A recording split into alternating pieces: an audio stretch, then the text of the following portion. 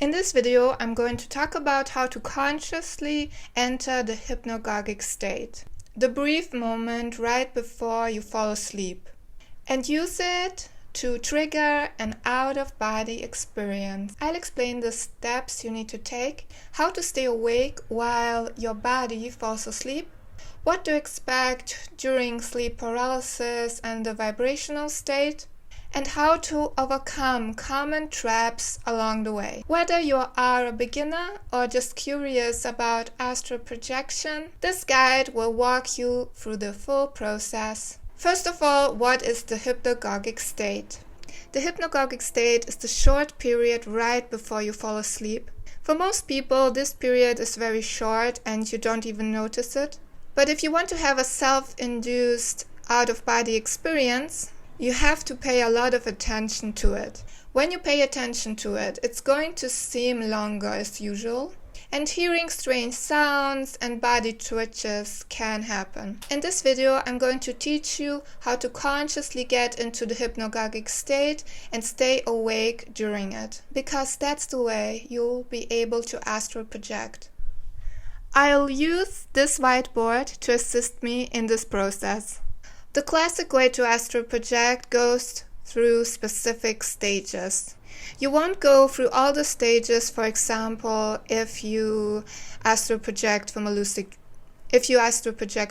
dream. For beginners, it is easier to astral project from being awake. So these are the stages. At stage 1, you have two options. 1, you go to bed as usual and wake yourself up after a few hours of sleep.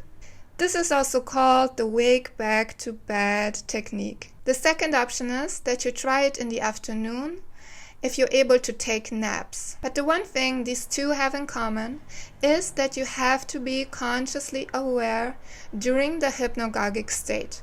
So, as you can see, this is a pretty important part of the process. In this video, I'm only going to talk about the first option, so the one with the wake back to bed technique. So you go to bed as usual, you wake yourself up after a few hours of sleep. Best is between 2 to 4 hours of sleep. I tried it with 6 hours sometimes, but I'm someone who has difficulties falling asleep in general. And if you like that too, then I would suggest to sleep as less as possible. The number one thing that can help you to stay consciously aware during the hypnagogic state is meditation. I know, especially for people who are new to meditation, it can seem like something very difficult and boring to do. But if you really want to have an out-of-body experience, this is something you should definitely try. And I'm going to tell you why. It's even enough to meditate for 5 to 10 minutes, a few times a week. It will help because meditation teaches you to concentrate. You will need a lot of concentration during the hypnagogic state to stay awake. You have to stay awake because in order to have an out-of-body experience, you have to do something specific. It's called the mind awake and body asleep technique. This means you have to stay consciously aware, at least for a little bit, while the body falls asleep. So mind awake, body asleep. This is something humans actually can do. Some people even do it by accident. That's when people experience sleep paralysis. This process of sleep paralysis happens every night naturally. Your brain paralyzes your body so you don't act out your dreams. But when you stay awake during this process, you can consciously experience it. And sleep paralysis is a big part of the out-of-body experience process. Before I get into how to get into the hypnagogic state, I want to talk a little bit about the different stages of the out-of-body experience process, so you have a little overview and it's easier to understand. So first, you go to sleep as usual. Then you wake up after a few hours. You stay awake for a short while, let's say 10 to 30 minutes. I wouldn't stay awake longer. Then you start to get into the hypnagogic state on purpose and stay awake and aware.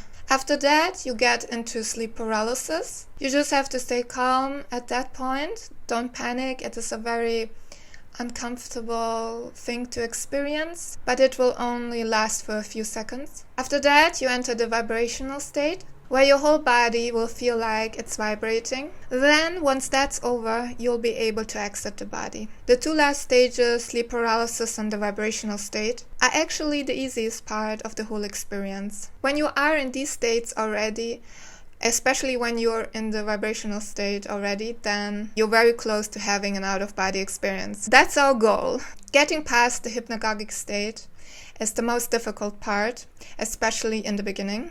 But once you were able to have an OBE, it's going to become easier and easier. It's only difficult at first. So you sleep, wake up, stay away for a while, and then you have to get your body to fall asleep very quickly, and your body falls asleep, and you exit. During this part here, you have to stay aware and very focused. So the most important and most difficult part of this whole process is getting into the hypnagogic state and staying awake during it. And that's what I'm going to talk about in this video. So after you woke up and you've been awake for a few minutes, you go back to bed, you lie down, and you set an intention. You say to yourself in your mind, I'm going to watch my body fall asleep. And you start to watch your body with your mind's eye. Now the clock starts ticking. You have to be very, very focused. You can't keep your focus 100% during this whole process, and that's okay. I can't keep it 100%. But try to keep your focus at least at 70-80%. As I said, this whole process, as you could see on my little drawing, getting into the hypnagogic state, this whole process should take a relative short amount of time. And it should happen very quickly. So after you stayed awake for a while, you go back to bed, you lie down, you close your eyes, and then you probably start thinking.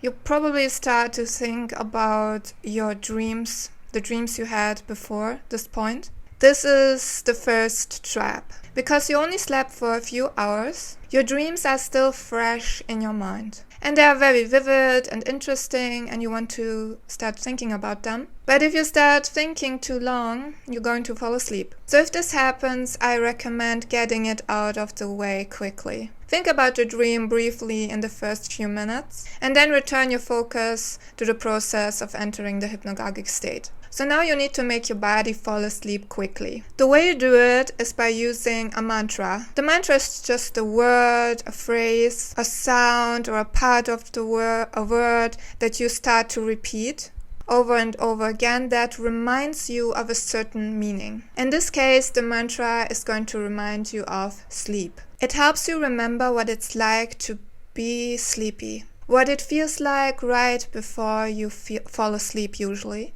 That drowsy, falling sensation. That's why in English we even say falling asleep. You might repeat something like sleep, sleep, sleep, sleep. And as you do this, try to remember how it feels like to sleep. Try to feel the sensation as vividly as possible. Your mind will start to wander at this point too. It will try to pull you in different directions, into thoughts and thinking of dreams again. That's when your meditation skills will come in. When you notice you're drifting off, gently bring yourself back to your mantra and your intention. You won't be perfect. As I said, aim for 70-80% focus. So now, how do you know that you are actually in the hypnagogic state?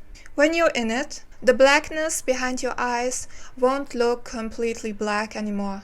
It will start to move, like clouds or energy. You maybe also hear some kind of sounds, or your body might twitch. Oh, I forgot to mention something important. Before you enter the hypnagogic state, or during it, your brain and body will test you to see if you are asleep. Before sleep paralysis kicks in, the body does this little test. It may make you feel itchy in random places. For me, it's usually my nose. If you scratch the itch or move at all, your body will know that you're awake, and sleep paralysis won't happen. So during this whole process of getting into the hypnagogic state, don't move. If you do move, you'll need to start over from the beginning. So doing the sleep, sleep, sleep, sleep. This is where most people fail. Most people move or start to think. Now, once you are in the hypnagogic state, you'll face another trap, staying in it for too long. That's where you need the second tool that's going to help you to not fall asleep, a visualization tool. At this point, you've been repeating your mantra, sleep, sleep, sleep, sleep. Once you notice that you feel very sleepy, you start to see this energy moving, or you hear strange sounds, you know you're in the hypnagogic state. Now you have to switch to visualizing that your whole body or even the bed starts to swing from left to right, from left to right. This only works if you are already in the hypnagogic state. The swinging keeps your awareness active just enough to prevent falling asleep. If you do this successfully, you'll enter sleep paralysis, then the vibrational state, and then you'll be able to exit the body. So that's the full process. It's tricky, especially at first, but once you've done it a few times, it becomes easier. Just remember, the most difficult part is getting into the hypnagogic state and staying awake during it. And that's what this video is here to help you with. Thank you so much for watching. If you have any questions, you can write them in the comments below. Maybe you can, if you tried this a few times before, maybe you can write down exactly what you've been doing so far, and I can take a look at it and give you some suggestions, and maybe make a video explaining it so it can also help other people. So yeah, thank you so much for watching. If you got this far into the video, thank you so much for your support, and see you in the next one. Goodbye.